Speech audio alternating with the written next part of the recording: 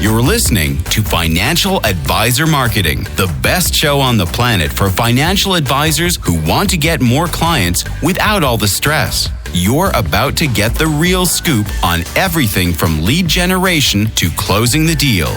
James is the founder of theadvisorcoach.com, where you can find an entire suite of products designed to help financial advisors grow their businesses more rapidly than ever before. Now, here is your host, James Pollard. Financial advisors, it's James Pollard again. I am so glad that you're listening, and I am thankful that you're here. This week's episode is going to be a continuation of last week's episode, where I began talking about 10 life-changing concepts financial advisors should know. These are some of the most important things I've ever learned. I hope they're as helpful to you as they are to me. We covered 5 concepts in the last episode, so we have 5 more to go. Let's begin with number 6. Number 6 is, if someone repeatedly makes bad decisions that impact other people, or I guess they don't really have to impact other people, then there are only 2 potential explanations. That person is either ignorant or malicious. You have to figure out which one it is. Now, there's something called Hanlon's razor, which states that you should never attribute to malice that which is adequately explained by stupidity. And to be fair, that's a good razor to follow because many people are just stupid. If someone cuts you off in traffic or runs a red light, chances are that person is stupid. That person is not out to get you personally or to be malicious. Hanlon's razor also explains a lot of misunderstood emails and text messages. Sometimes the tone of a written message can be misinterpreted. It's easy to think that someone is angry or trying to snub you or be malicious, but most of the time, people just don't know how to convey the correct emotion in their writing. They're ignorant of how to do that. And sometimes you are the stupid one. When I used to lose things like keys, wallet, phone, one of the first things I thought to myself is, someone took it. But guess what? That rarely happened. Typically, it was me not being smart enough to place my things where I would look for them. However, Hanlon's razor can fail you because sometimes the sad fact is people are malicious. There are people out there who don't want you to succeed. They don't want to see you win. And worse than that, they will actively work to prevent you from winning. They will take time from their day and resources from their lives to prevent you. Like, it's just so nuts to me. I can't even relate to it, but I know that it exists. So to blindly think, oh, these people are stupid, and to rely on that razor is a grave mistake. Scams and Ponzi schemes are other good examples. I think it's a good idea for everyone listening to take a day or two and study some of the most popular scams of the past 100 years. They're surprisingly similar. Con men haven't changed all that much. They use the same approaches and they use this exact same strategies dressed up in different tactics. If you take my advice here and just learn the signs to look for, you will probably never fall victim to a scam in your entire life. This will also be a probability. There's a probability that someone is malicious. There's a probability that someone is stupid. You have to kind of make that judgment. My personal advice to you, though, is if someone is likely to be malicious, then you should avoid that person. A book I'm reading right now is called The Gift of Fear by Gavin de Becker, and it has a lot of information about how women can not only escape but prevent getting into abusive and violent relationships. That's more important, in my opinion, preventing it in the first place. You never really want to engage in a fight or have to defend yourself if you can walk away, if you can get out of the situation. There are certain telltale signs that predict abusive behavior. For instance, if a man doesn't want a woman talking to other people, that is a huge red flag. Are there people out there who have been hurt so badly that they are genuinely afraid of you talking to other people and they can change their ways and they're just kind, good-hearted people who have this flaw? Sure. But those people are like 1 out of every 100 if I'm being conservative. And I don't know about you, but I'm not willing to take those odds. So if someone is likely to be malicious, that person should be avoided. The same is true in business, in marketing, and in life. Warren Buffett says that the number 1 rule in getting rich is to not lose money. I think we can extrapolate that thinking to our lives and say that the number 1 rule for being successful is to avoid catastrophe. And if you let a snake into your life, don't be surprised when you get bitten. Number 7, when possible, you should strive to think in terms of expected value. Richard Branson has an autobiography called Screw It, Let's Do It, and it talks about how he struggled with dyslexia.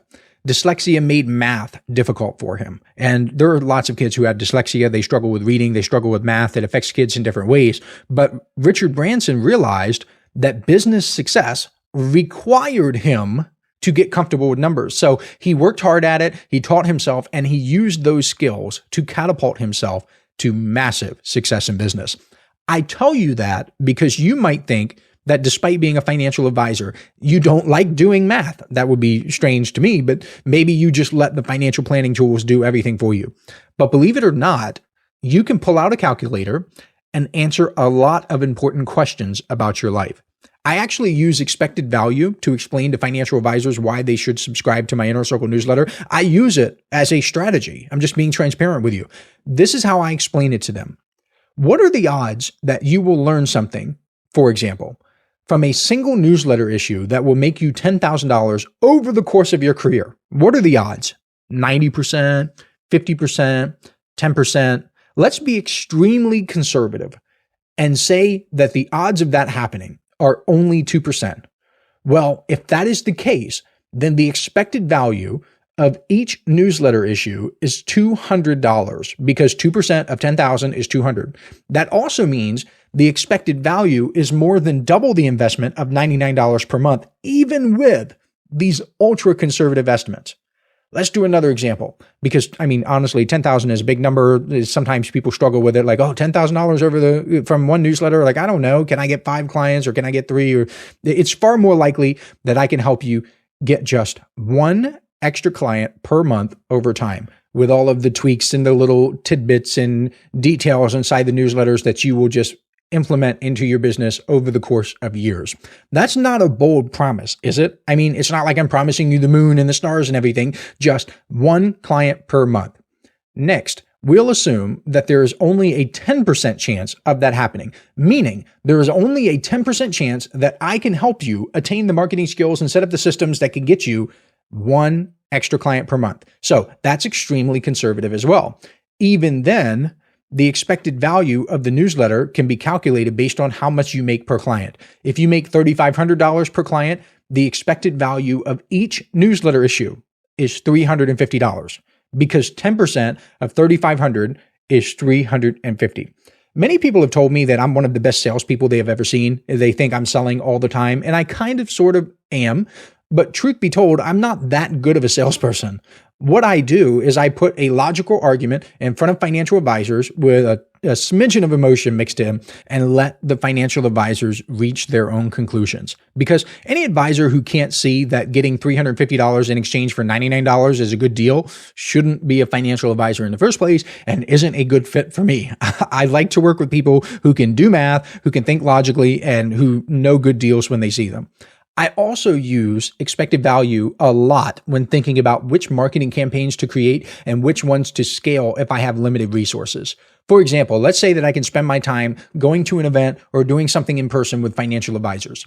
Doing in-person stuff, to be fair, tends to have an extremely high quote unquote conversion rate, for lack of a better term, because you can see people eye to eye, you can shake their hands, you can hang out with them. But let's say that I can convert 1 out of every 10 people I meet in person, and I make an average of $5,000 per converted person. That means the expected value is $500 every time I meet with someone in person. So now the question becomes, how much time am I spending with each person? And how much do I want to make per unit of time, like per hour? If I spend an hour with each person, then my expected value is $500 per hour. If I spend 2 hours on average with each person, then my expected value drops to $250 per hour. If I want to make more money than that, I should probably choose a different activity. If I'm glad to make $250 an hour or $500 an hour by meeting with people, then I should do that as much as I possibly can. Most people don't think that way. They will never sit down and actually calculate what it is they want to make versus how much they expect to gain from any given activity. That's one reason why people never build any real wealth. If you're a financial advisor and you want to make $500,000 per year, for example, then you need at to at least put yourself in situations where the expected value of your activity is $500,000 per year or more. Otherwise, you're wasting your time. You can do the same if you want to make $300,000 per year or $750,000 per year or 1 million, 2 million, whatever it is that you want to do. You need to put yourself in situations where the expected value is at least what you want to make, because then you are just tilting the odds in your favor.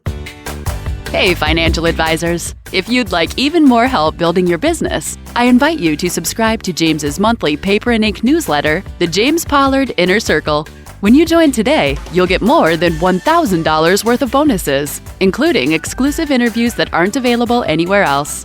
Head on over to theadvisorcoach.com/coaching to learn more. Moving on. Number 8, the best marketing campaigns, this is the big one, are 100% market driven. I spend a chunk of every single day of my life answering emails from Inner Circle members. I have helped them with everything from content marketing to hiring people to SEO to social media and more. And in some cases, I am absolutely, emphatically not the best person to help them. What do I mean by that?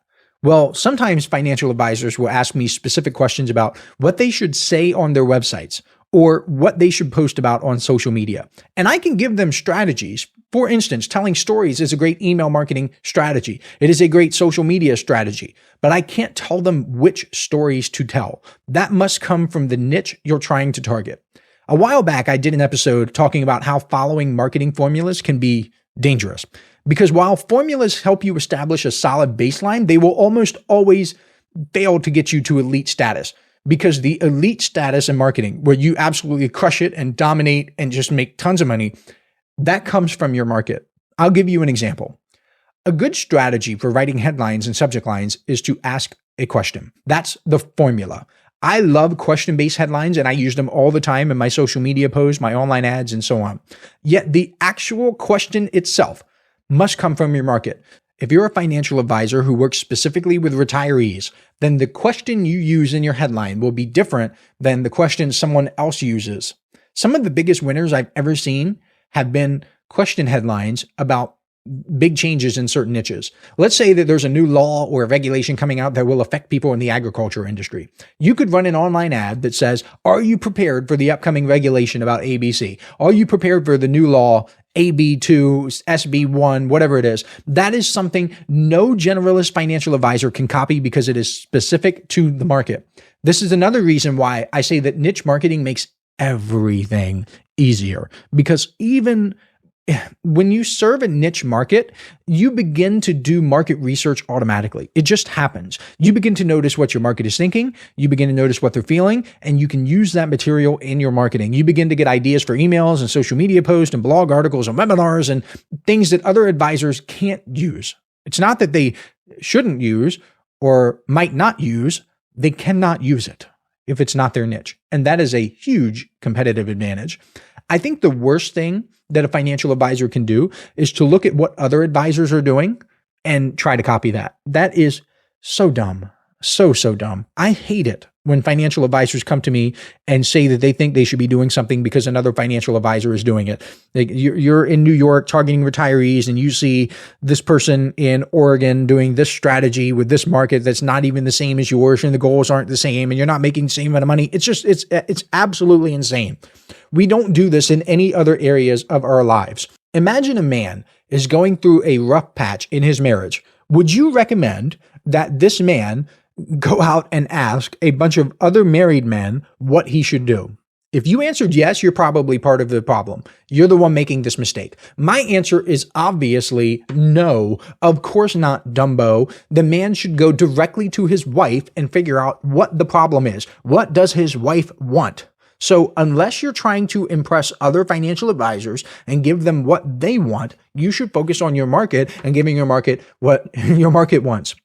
Number 9, preparation makes life much easier. Most people have hard lives because they don't prepare. Now, of course, financially, this is so. If you're a financial advisor, your whole career is about helping people prepare. for retirement, college planning, preparing to pay more in taxes than they expect or not as much money in taxes as they expect. But it's true with a lot of other things as well.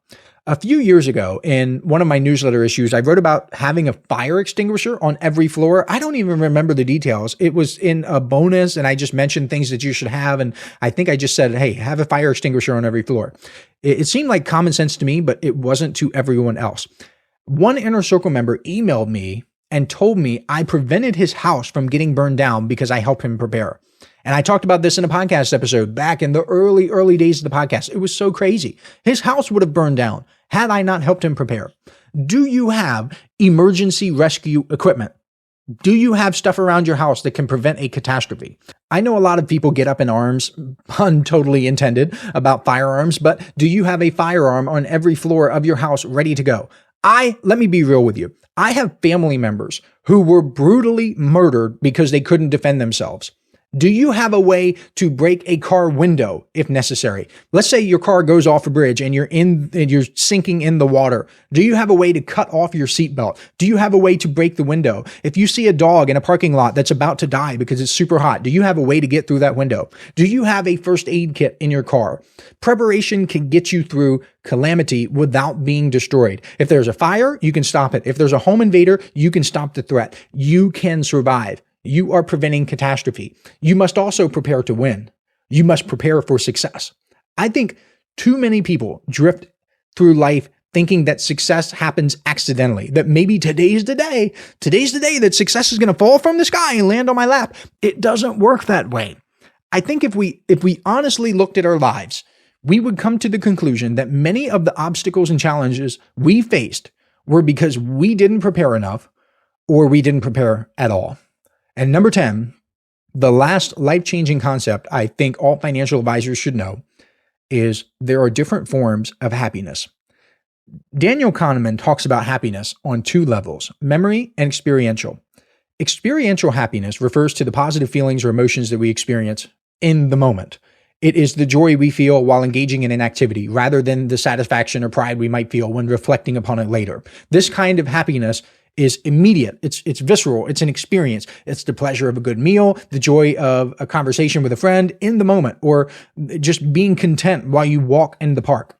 On the other hand, memory happiness relates to the satisfaction, the contentment, the joy, happiness that we feel when we reflect on those experiences. It's not about the joy we felt in the actual moment, that's experiential, but it's how we remember the joy when we think back to it. A classic example Kahneman uses is vacations. You might have gone on vacation and endured long hours of travel, jet lag, and a whole bunch of other inconveniences. But when you look back, what do you remember? You remember the breathtaking sights. You remember the unique experiences, the fun moments, the laughter, the joy. The retrospective happiness is memory happiness.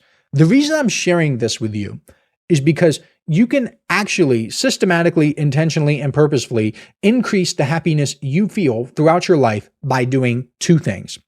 The first thing is prioritizing meaningful experiences. That's experiential happiness. However, I think a lot of people go down the wrong path by thinking about experiences and material possessions in binary terms. They think they can either spend money on experiences or they can spend money on things. But I got to tell you, if a material object increases your enjoyment of an experience, then you should probably get it.